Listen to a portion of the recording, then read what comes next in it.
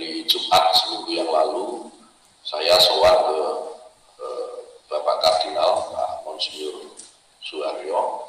Kami banyak bercakap dengan beliau, berdiskusi, dan memang pada satu kesimpulan bahwa tadi yang saya sampaikan bahwa antara Katolik dan Nahdlatul Ulama itu saudara kembar itu memang iya. Jadi banyak sekali titik temu antara Islam dan Katolik, khususnya Islam yang di Nahdlatul Ulama ya, banyak sekali titik temu. Sehingga bagi saya ketika saya berada di kediaman beliau Jumat yang lalu, saya merasa berada di rumah sendiri. Selamat pagi, salam sejahtera, salam untuk kita semua. Yang terhormat Menteri Agama Republik Indonesia, yang kami hormati Direktur Jenderal Bimbingan Masyarakat Katolik, yang kami hormati para pejabat eselon 2 di lingkungan Direktorat Jenderal Bimbingan Masyarakat Katolik, pejabat eselon 3 dan 4 di lingkungan Ijen Bimas Katolik, Romo Paulus Putranto PR, para peserta yang mengikuti acara ini secara virtual, para ketua sekolah tinggi pastoral beserta tenaga pendidik dan kependidikan di seluruh Indonesia, para kepala sekolah SMAK beserta tenaga pendidik dan kependidikan seluruh Indonesia, para kepala sekolah taman seminari beserta tenaga pendidik dan kependidikan seluruh Indonesia, pejabat fungsional dan pelaksana di lingkungan Ijen Bimas Katolik. Puji dan syukur patut kita panjatkan kehadirat Tuhan Yang Maha Esa, karena atas berkat dan penyelenggaraannya pada hari ini kita semua dapat bertemu untuk mendengarkan arahan oleh Bapak Menteri Agama Republik Indonesia. Laporan oleh Direktur Jenderal Bimbingan Masyarakat Katolik kepada Bapak Dirjen kami persilakan.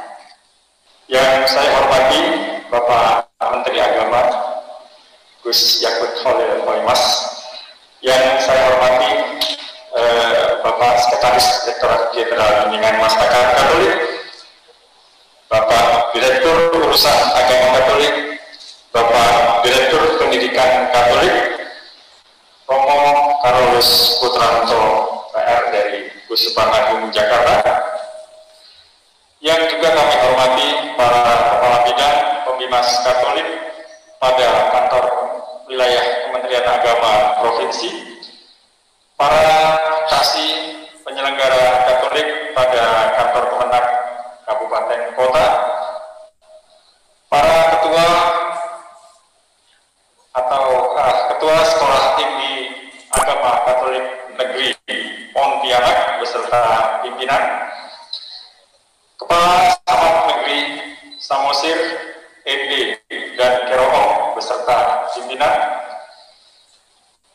para ketua Sekolah Tinggi Keagamaan Katolik binaan Bimas Katolik serta pimpinan, para kepala SMAK binaan Bimas Katolik beserta pimpinan, para kepala taman seminari beserta pimpinan, dan para ASN Bimas Katolik eselon 3 4 serta pelaksana pusat dan daerah, dan juga para pimpinan dosen pendidik tenaga kependidikan pada lembaga pendidikan keagamaan Katolik. Kami ucapkan selamat pagi dan selamat siang untuk waktu Indonesia Tengah dan Timur.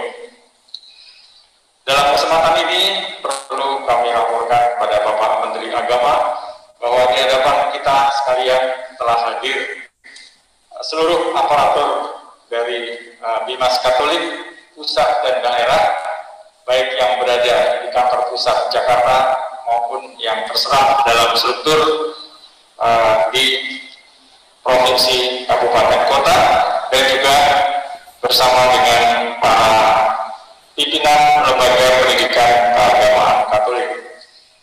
Pak Menteri yang kami hormati, Direktorat Jenderal Bimbingan Masyarakat Katolik memiliki dua urusan besar, yaitu mengurusi agama Katolik dan mengurusi pendidikan keagamaan Katolik.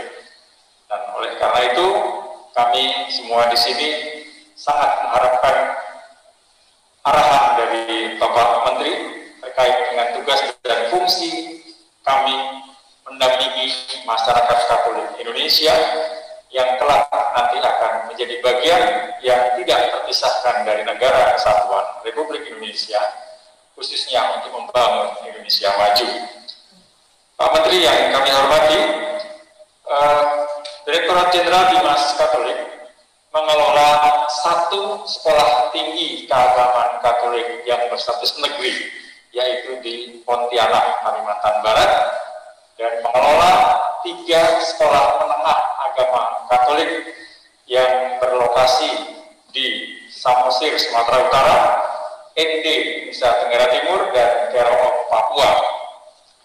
Lalu juga di samping itu masih mengelola 22 perguruan tinggi keagamaan Katolik yang di bawah bimbingan atau binaan Bimas Katolik yang tersebar di seluruh Indonesia, serta juga membina 37 sekolah menengah agama Katolik di seluruh Indonesia.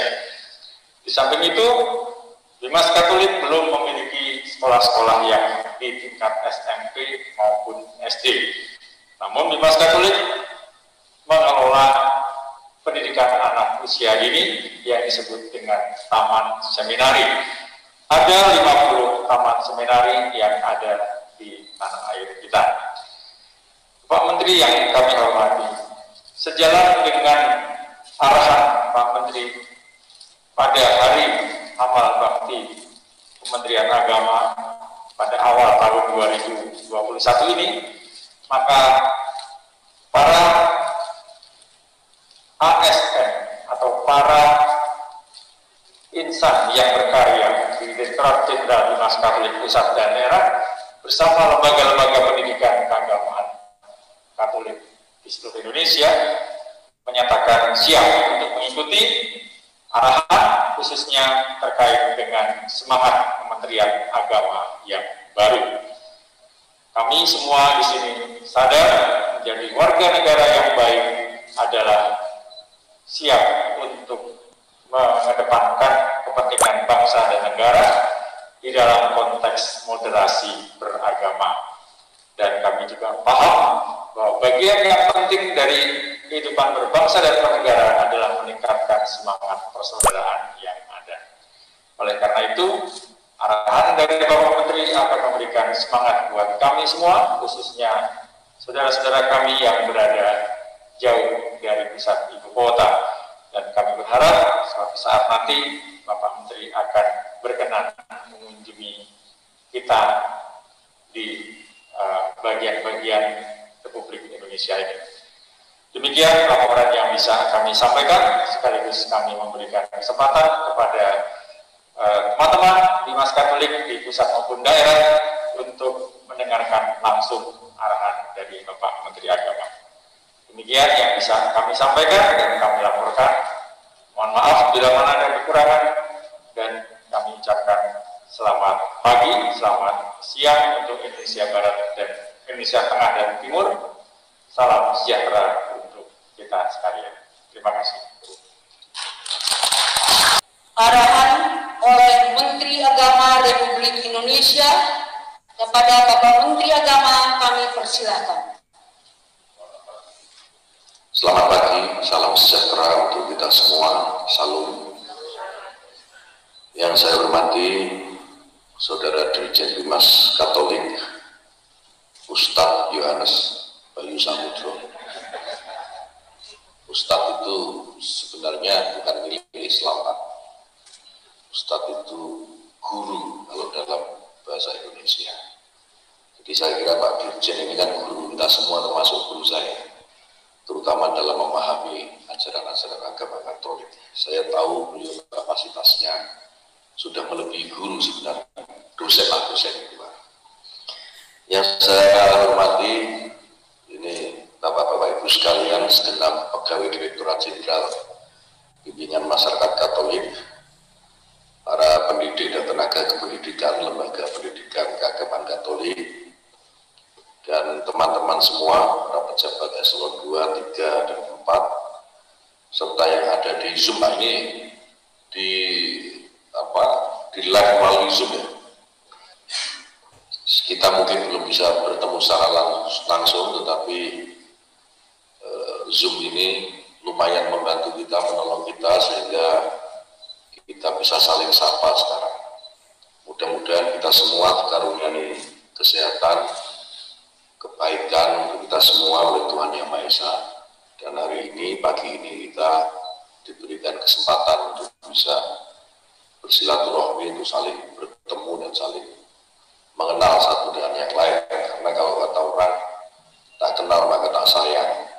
Nah, sekarang kita berada di step pertama untuk saling bertemu, pada selanjutnya untuk mengenal dan kemudian saling menyayangi. Bapak Ibu sekalian yang berbahagia, saya mohon maaf tidak bisa saya sebut satu persatu, nanti yang kelupaan ya saya mohon maaf tidak tersebutkan, saya juga mohon maaf, tapi yang jelas tidak mengurangi rasa hormat dan cinta saya kepada Bapak Ibu sekalian. Saya tertarik dengan tema pagi hari ini, semakin mengasihi, semakin terlibat, lalu yang terakhir apa itu? Semakin menjadi berkat. Ini luar biasa sekali dan saya tidak tahu ini siapa yang memerintahkan bikin tema ini. Tapi tema ini luar biasa sebagaimana tema yang ingin saya sampaikan dalam sambutan pengarahan ini, Bapak Ibu sekalian. Ini umat Katolik ini kalau dengan saya secara pribadi ini sangat dekat. Kalau di dalam keyakinan yang saya anut dan organisasi yang saya ikuti, Nahdlatul Ulama, antara NU dan Katolik ini seperti saudara kembar tapi beda bapak, beda anak.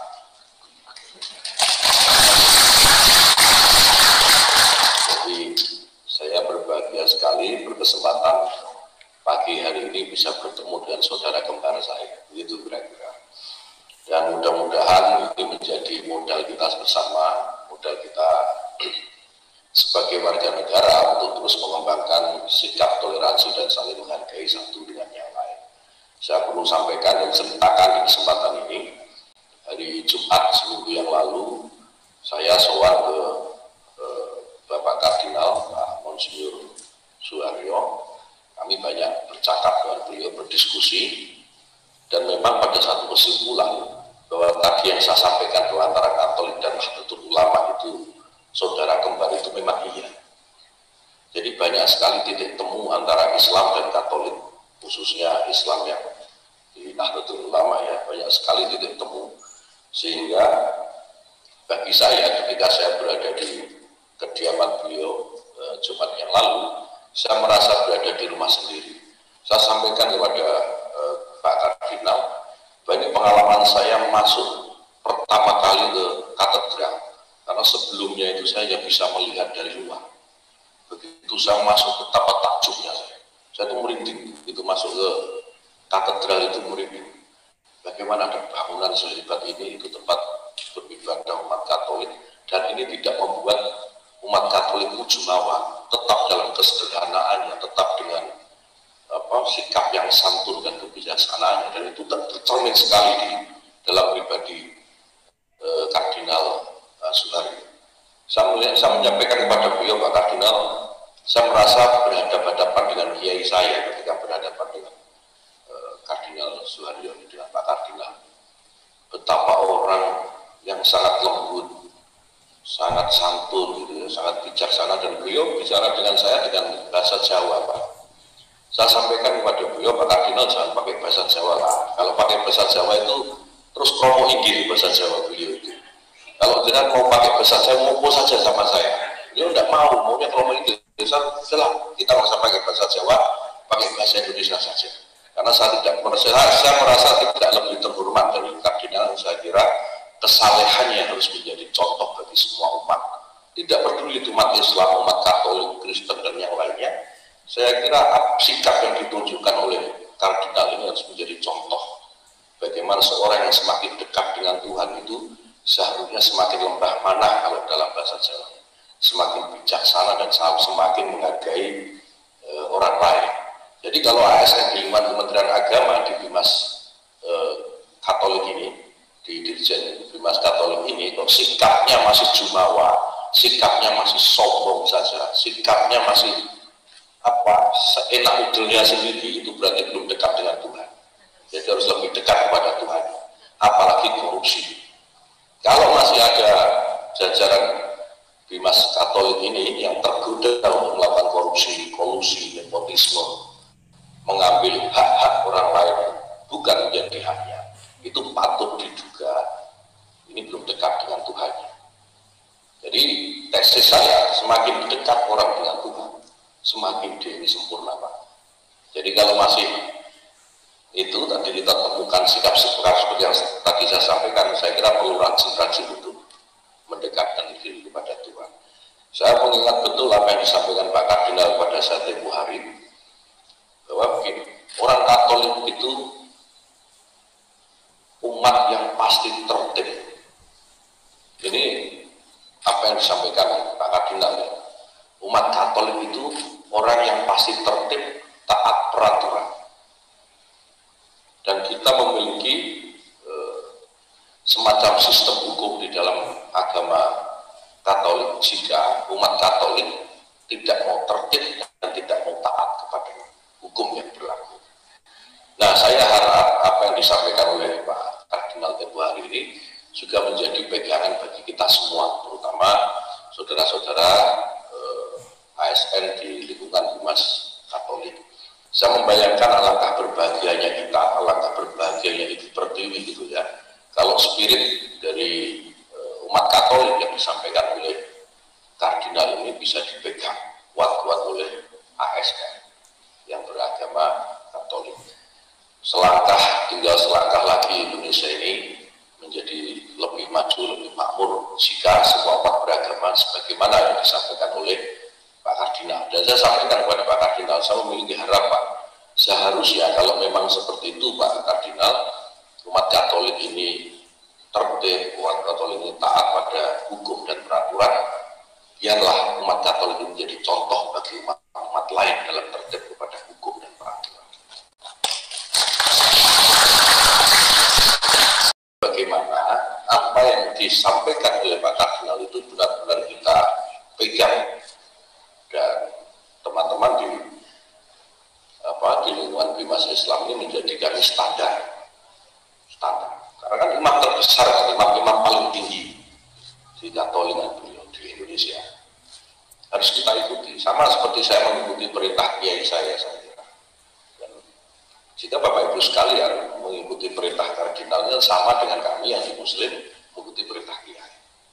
Jadi kiai itu kan hanya setingkat di bawah Nabi, kira-kira begitu. Jadi saya berharap betul apa yang disampaikan Pak Kardinal itu menjadi pegangan buat kita semua. Bapak Ibu sekalian, dalam kesempatan ini saya juga ingin menyampaikan beberapa hal yang selama ini menjadi kata kunci dalam tata kelola di kementerian setelah saya diberikan amanah oleh Presiden untuk berada di sini memimpin Bapak Ibu sekalian. Yang pertama, manajemen pelayanan dan tata kelola birokrasi yang lebih baik. Saya tidak mau ada gium lama itu, kalau bisa dipersulit, kenapa dipermudah, itu tidak boleh ada lagi. Di lingkungan Bimas Katolik, saya berharap bagaimana birokrasi itu bisa dibuat seringkas-ringkasnya, semudah-mudahnya, terutama dalam melayani umat Katolik. Saya tidak mau mendengar Pak Bayu, saya banyak teman saya Katolik, banyak sekali teman-teman saya. Saya pernah kuliah di SDF Dirgantara, meskipun nggak sampai lulus karena kapasitas otak saya terbatas. Dan sering diajar sama Romo Mahnyis. Tiap minggu saya dikasih buku sama Romo Mahnyis, suruh belajar, minggu depannya suruh presentasi. Saya hanya 4 semester akan menghadap beliau, Romo saya nyerah. Tapi nggak kuat lagi daripada stres saya. 4 semester saya kuliah di SDF Dirgantara. Makanya saya sampaikan dengan saudara-saudara Katolik ini bukan orang lain. kita ini sama saja dan kita bersaudara. Oleh karena itu bebannya akan jauh lebih berat. Saudara Bapak Ibu sekalian sekarang jadi Menteri Agama, jadi jangan bikin malu saudaranya, dan begitu kira-kira. Jadi tidak boleh ada birokrasi yang mempersulit. Saya tidak mau.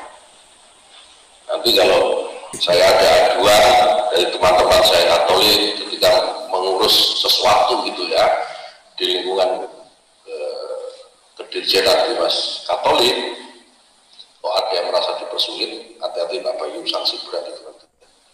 Saya tidak mau. Birokrasi tugasnya melayani, bukan mempersulit.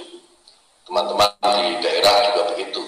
Saya minta para kanwil, para Dimas di kanwil dan kabupaten kota, juga perguruan tinggi Katolik dan semua tenaga pendidik, saya juga berharap sama. Jangan pernah mempersulit umat kita. Karena doa umat itu Pak, mujarab Pak, hati-hati lah. Kalau umat dipersulit, nanti kalau umat mendoakan yang mencelakakan kita, celaka kita juga.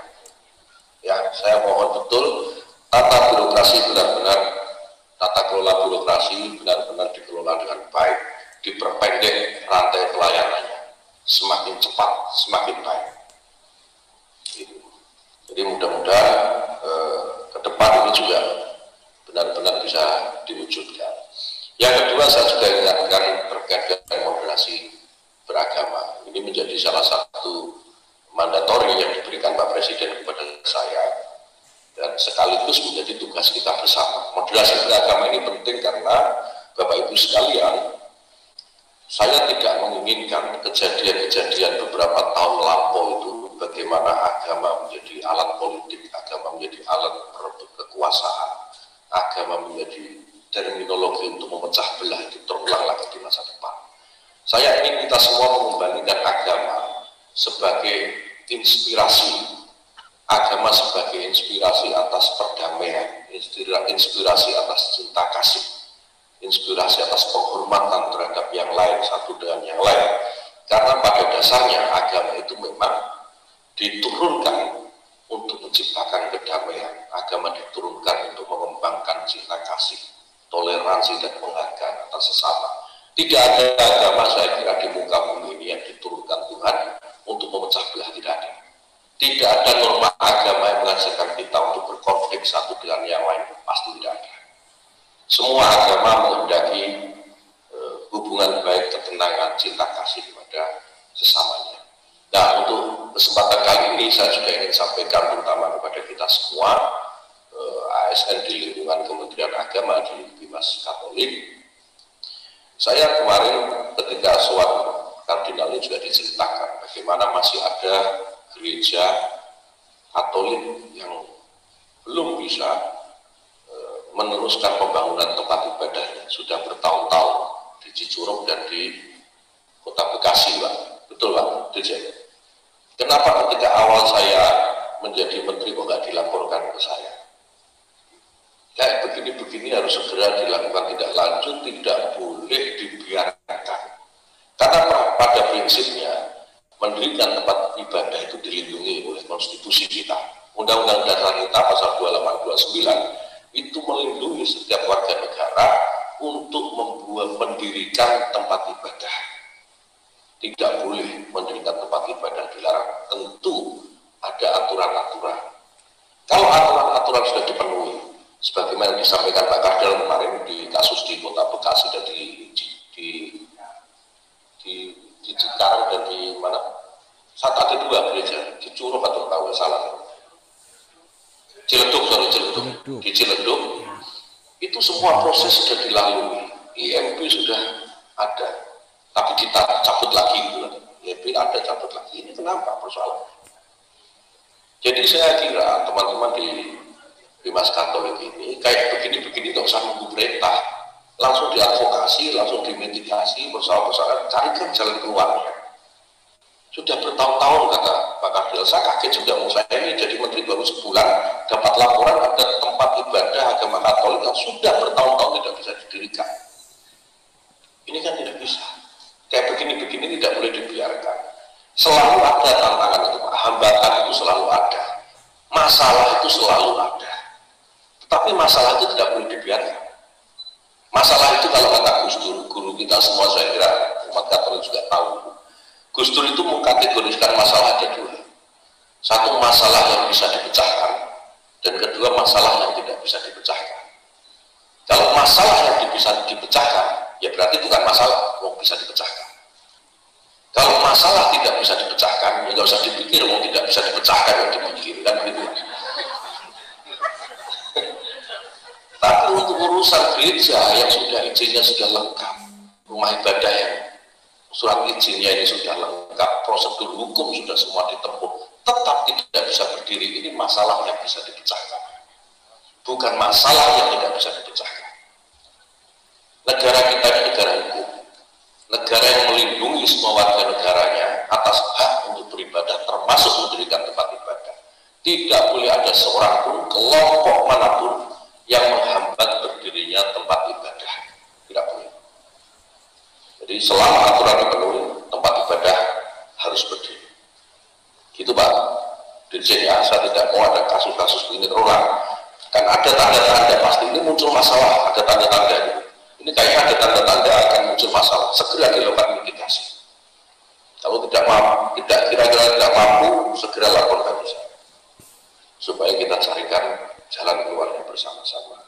Tapi ingat Bapak Ibu sekalian, kebebasan yang kita miliki termasuk kebebasan beragama, kebebasan kita dalam beribadah itu dibatasi oleh kebebasan yang dimiliki oleh orang lain, kebebasan beribadah yang dimiliki oleh orang lain. Kita tidak boleh semena-mena, termasuk Muslim, Islam memiliki kebebasan melakukan ibadahnya, tetapi tidak kemudian lantas karena merasa bebas menjalankan ibadahnya mengganggu ibadah umat lain, tidak boleh. Umat Katolik pun demikian, kebebasan yang dimiliki dibatasi oleh kebebasan yang dimiliki umat agama lain. Kita saling menghargai, kita saling bertoleransi. Saya kira menjadi semangat moderasi beragama yang sekarang kita jadikan salah satu mandatori di kementerian ini. Kemudian yang semangat berikutnya Bapak Ibu sekalian, saya berharap kita semua ini tidak malas untuk melakukan inovasi-inovasi. Lakukan inovasi-inovasi itu karena saya tidak mau stigma yang dipakaikan ke ASN, stereotip yang dikenakan ke ASN itu pasti orangnya linear cara berpikirnya, tidak bisa thinking out of the box, dia hanya mengikuti prosedur saja. Saya tidak mau. Jadi teman-teman di lingkungan Bimas Katolik, saya kira kita perlu untuk berpikir lompat, jangan hanya mengikuti prosedur. Selama aturan hukum tidak kita langgar, kenapa tidak? Jadi lakukan inovasi, kreativitas, ditingkatkan dan tentu kolaborasi. Jangan kemudian karena ini Bimas Katolik gitu ya, kita ini di Bimas Katolik kemudian kita tidak mau berkolaborasi dengan yang lain, dengan agama lain. Jangan. Lakukan kolaborasi, jangan ego Pak, jangan mendahulukan egonya. Kolaborasi dengan yang lain, jangan menganggap kalau urusan yang terkait dengan agama Katolik, kalau datang ke saya yang saya Muslim, saya tidak mau bantu misalnya, jangan pernah beranggapan seperti itu. Lakukan kolaborasi, ini penting Pak, apalagi situasi seperti sekarang ini, pandemi COVID yang belum juga tuntas. Kita tangani semua persoalan sendiri pasti tidak bisa, kita perlu kolaborasi dan kreatif. Kemudian kata kunci semangat negara agama baru yang ketiga adalah persaudaraan, yang meliputi merawat persaudaraan umat